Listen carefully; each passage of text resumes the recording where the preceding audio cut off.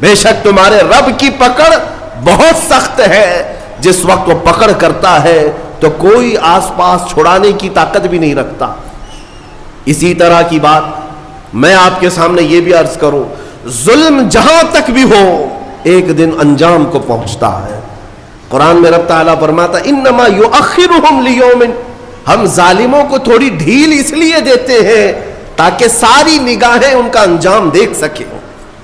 ظالموں کو اگر ڈھیل ملتی ہے، ظلم کرنے کے لیے انہیں آزادی ملتی ہے، تو اس کا مطلب یہ نہیں ہے کہ وہ جو کر رہے ہیں اچھا کر رہے ہیں، بلکہ یہ ڈھیل ان کے عذابات میں اضافہ کرتی ہے، ان کے پکڑ کی راہیں اور ہموار کرتی ہیں۔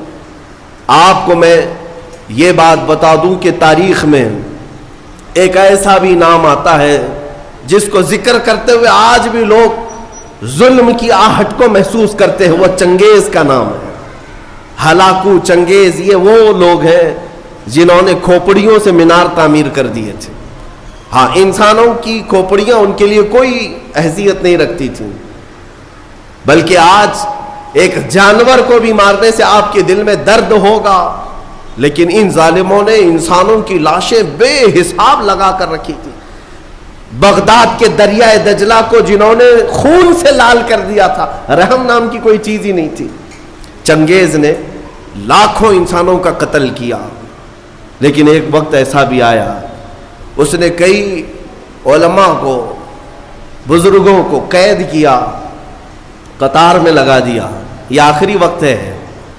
چنگیز کا دبدبہ اتنا تھا کہ وہ تقریباً آدھی دنیا کو فتح کرنے کے لیے چل پڑا تھا، آدھی دنیا، اور کوئی بادشاہ اس سے لڑائی کا سامنا نہیں کر پاتا۔ ایک وقت وہ آیا، 300 کے قریب علماء یا بزرگوں کو اس نے قید کیا، قطار میں لگایا اور جلاد کو بلایا۔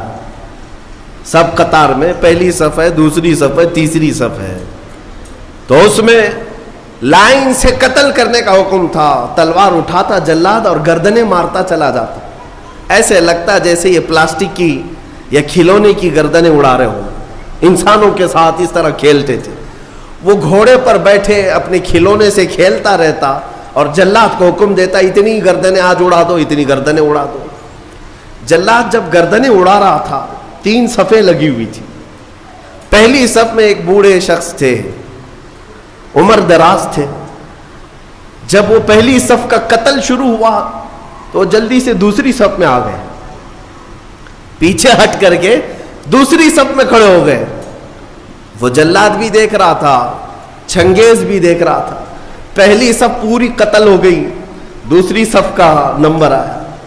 جب دوسری صف قتل ہو رہی تھی تو وہ بوڑھے میاں تیسری صف میں چلے گئے۔ ہوتا ہے کہ جتنا بچ سکیں بچ لے، اور تدبیر کا حکم بھی ہے اللہ کی طرف سے۔ تیسری صف میں گئے تو 3 ہی تھی وہاں پر۔ چنگیز زور سے کہا مارا، دوسری صف پوری جب قتل ہو گئی، کہا کہ او بوڑھے، بس آخری تھی، اس کے بعد کہاں جائے گا، اب کون بچائے گا؟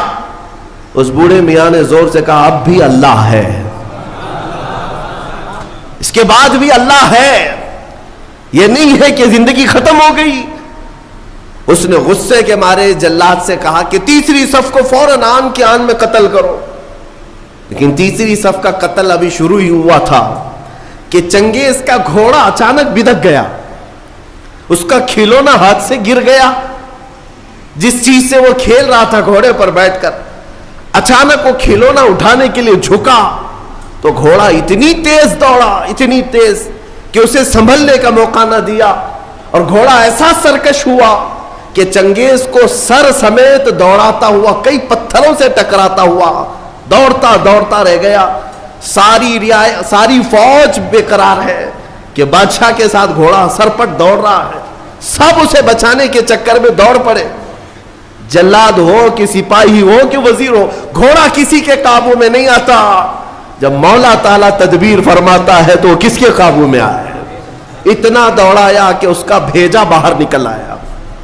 چنگیز کا سر ٹکراتے ٹکراتے بھیجا باہر آ گیا۔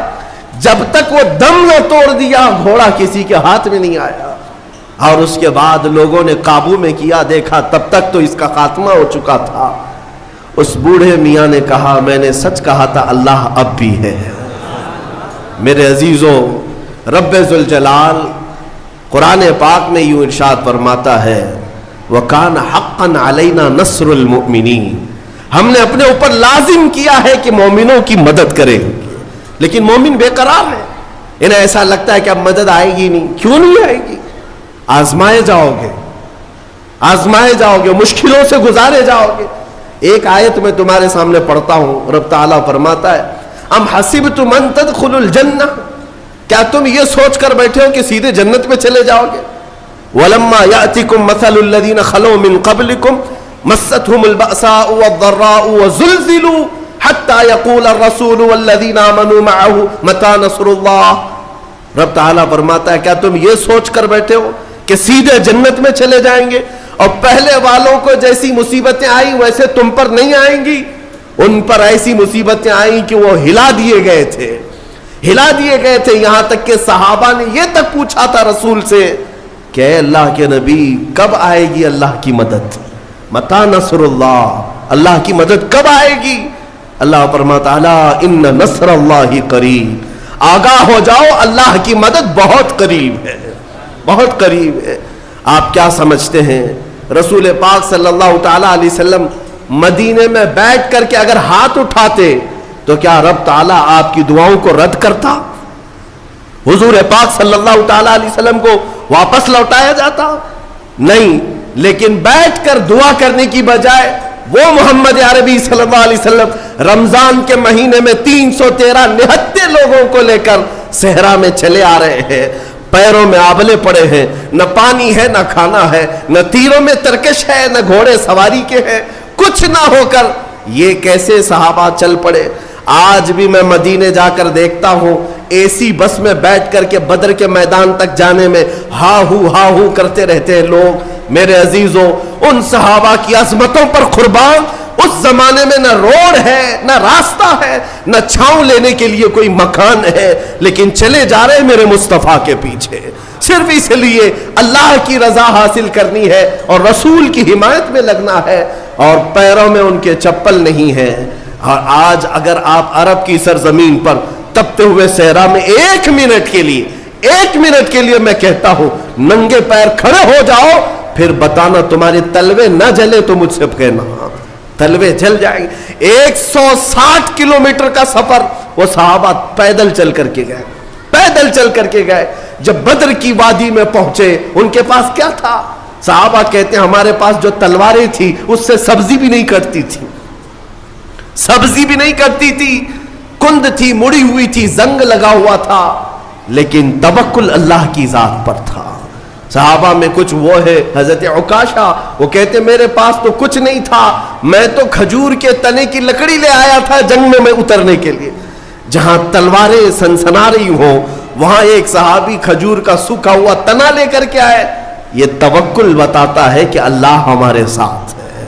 عزیزان گرامی وقار، یہ سارے میدان میں اتر جانے کے بعد پھر میرے آقا دعا کرتے ہیں اے مولا ہم نے جو اپنی طاقت میں تھا وہ سب میدان میں اتار دیا، اب اگر تیری مدد نہ آئے گی تو پھر اس زمین پر سجدہ کون کرے گا، اس زمین پر عبادت کون کرے گا؟ یہ نہیں ہے کہ یہیں بیٹھ کر کوشش کچھ نہیں کرنی ہے، عمل کچھ نہیں کرنا ہے. دعاؤں کے اور اسی طرح کے مجمع میں بیٹھ کر کے ہم یہ کہہ دیں اے اللہ تو فلاں کو غارت کر دے، فلاں کو غارت کر دے. عزیزان گرامی، مومن کے لیے کہا گیا ہے کہ وہ عملی میدان میں اترے، عملی میدان میں اترے. میں آپ کو بتاتا ہوں، ایک شریف آدمی تھے مولوی صاحب، صوفی صاحب، کھیتی باڑی کرتے تھے اور گاؤں کے کئی لوگوں نے ملا کر کے صوفی صاحب کو ایک کھیت دے دیا تھا کہ آپ اللہ اللہ کرتے رہتے، آپ کا معاش بھی تو چلنا چاہیے، گھر بار بھی چلے. تو صوفی صاحب کو کھیت ملا، مولوی صاحب نے کھیتی باڑی تو کر لی، اس میں مکئی یا گیہوں جو بھی آئے.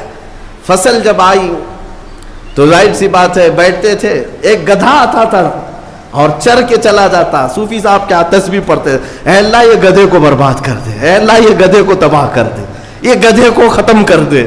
بیٹھے بیٹھے گدھے کو ختم کر دے، بیٹھے بیٹھے گدھے کو، وہ گدھا اپنا تو چرتا تھا چلا جاتا.